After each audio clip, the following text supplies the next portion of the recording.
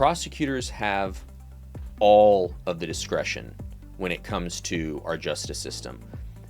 It's actually scary how much discretion each individual prosecutor has over the lives of the defendants in the cases that they're handling.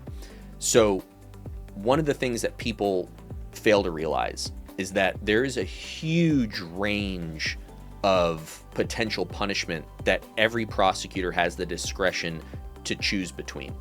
For instance, simple DWI misdemeanor.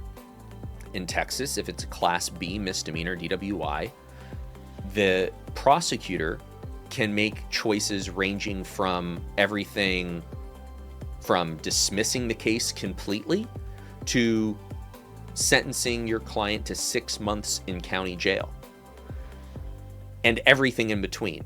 So they could agree to reducing the DWI to a traffic citation.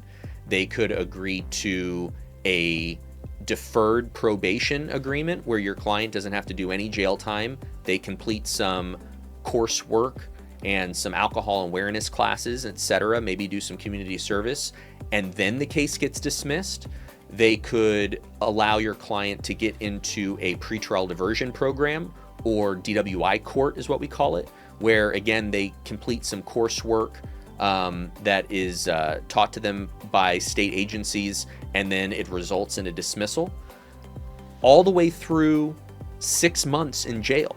So for the exact same crime. So if you lined up 100 defendants, all charged with a DWI Class B misdemeanor, there could be people who walk away with absolutely nothing on their record to people who spend the next 6 months of their life in jail. The scariest part about the discretion that prosecutors have is that each individual prosecutor may have a completely different outlook on what a fair and reasonable punishment for the exact same crime is, even within the same county, even within the same prosecutor's office, even within the same courtroom.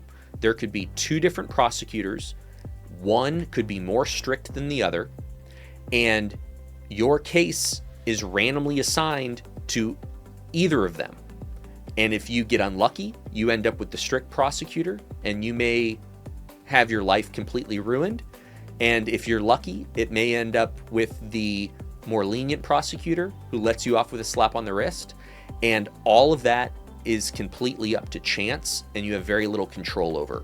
One of the most important aspects of a defense attorney's job is understanding the differences between all of the prosecutors that their clients' cases may end up with, and learning how to navigate the waters of which prosecutors to go to for which types of requests, which ones make better plea bargains, and figuring out clever ways to navigate their clients' cases to the most lenient prosecutors.